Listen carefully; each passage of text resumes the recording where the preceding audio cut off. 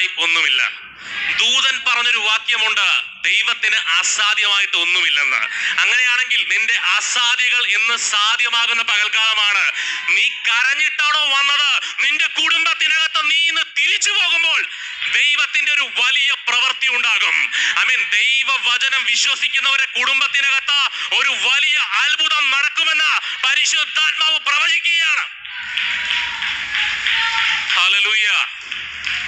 ലൂക്കോസിന്റെ സുവിശേഷം 4-ാം അധ്യായത്തിന്റെ 28 മുതൽ വായിക്കുമ്പോൾ കാണാൻ സാധിക്കും, യേശു കർത്താവ് ആലയത്തിൽ വന്ന് അവൻ തോറയെടുത്ത യെശയ്യാ പ്രവാചകന്റെ പുസ്തകം വായിച്ചു എന്ന് വചനം പറയുന്നു.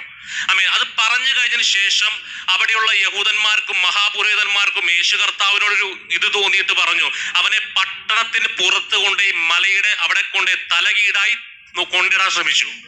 ആ പട്ടണത്തിൽ തന്നെ ദൈവത്തിന്റെ അത്ഭുത പ്രവൃത്തി യേശു കർത്താവിലൂടെ സംഭവിച്ചെങ്കിൽ നിന്നെ എവിടെ ശത്രു ഒതുക്കാൻ നോക്കിയോ ആ പട്ടണത്തിൽ തന്നെ നിന്റെ കുടുംബത്തെ ഉയർത്തുവാൻ ദൈവത്തിന് പദ്ധതിയുണ്ട്.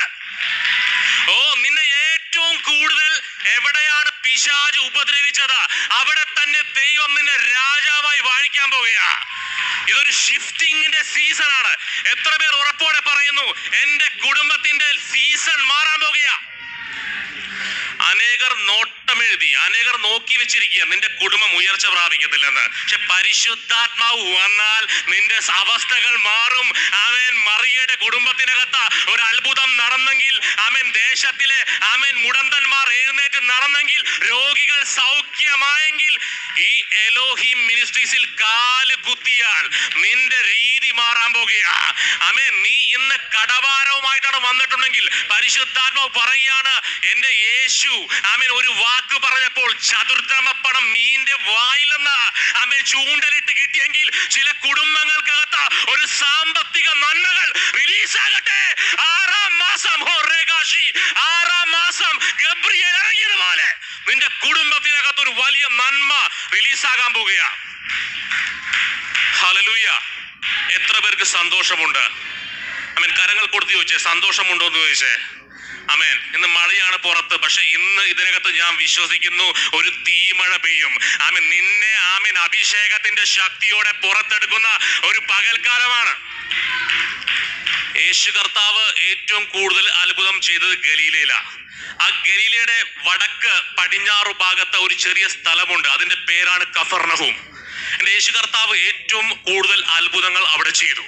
അതൊരു മുക്കുവന്മാരുടെ ദേശമാണ്. പക്ഷെ ഗലീല അറിയപ്പെടാത്തൊരു പട്ടണമാ. പക്ഷെ യേശുവിന്റെ വരവോടുകൂടി ആ പട്ടണം അറിയപ്പെട്ടു എന്ന വചനം പറയുന്നത്. അങ്ങനെയാണെങ്കിൽ ഈ ഉദയാനഗർ അധികം പേർക്ക് അറിയത്തില്ല. ഇന്ന് ഈ മീറ്റിംഗ് ഇവിടെ കണ്ടക്ട് ചെയ്തത് മുതൽ ഈ ദേശം അറിയപ്പെടാൻ പോകുക. ഭയങ്കര കാര്യങ്ങൾ നടക്കാൻ പോകുക.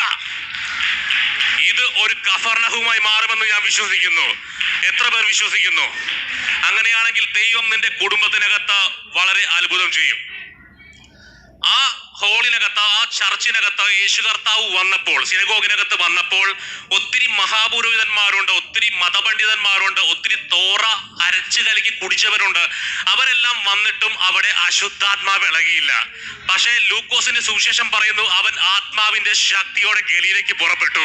ഇന്ന് ആത്മാവിന്റെ ശക്തി ഉണ്ടെങ്കിൽ നീ പ്രസംഗിക്കുമ്പോൾ ദുർഭൂതങ്ങൾ അഴിയും, നീ കൽപ്പിക്കുമ്പോൾ പൈശാചിക മണ്ഡലങ്ങൾ പകരും, ചില കോട്ടകൾ തകരുമെന്ന് ദൈവത്തിന്റെ പരിശുദ്ധാത്മാവ് പ്രവചിക്കുകയാണ്. ആലയത്തിൽ വന്നപ്പോൾ അശുദ്ധാത്മാവ് ബാധിച്ചവൻ അലറി. നിന്നെ കാണുമ്പോൾ അലറണം ചിലത്. നിന്റെ അകത്തെ ദൈവകൃപ കാണുമ്പോൾ ചിലത് ഇന്ന് അഴിയണം. ഇന്ന് ഒരിക്കലും അഴിയത്തില്ലെന്ന് പറഞ്ഞ് എല്ലാം തകർന്ന് മനം തകർന്ന് ഈ ഹോളിനകത്ത് നിങ്ങൾ രാവിലെ വന്നിട്ടുണ്ടെങ്കിൽ ദൈവം നിന്റെ സ്ഥിതി മാറ്റുമെന്ന് പരിശുദ്ധാത്മാവ് പറയുകയാണ്. അർദ്ധരാത്രി പൗലോസും ശീലാസും ആരാധിച്ചപ്പോൾ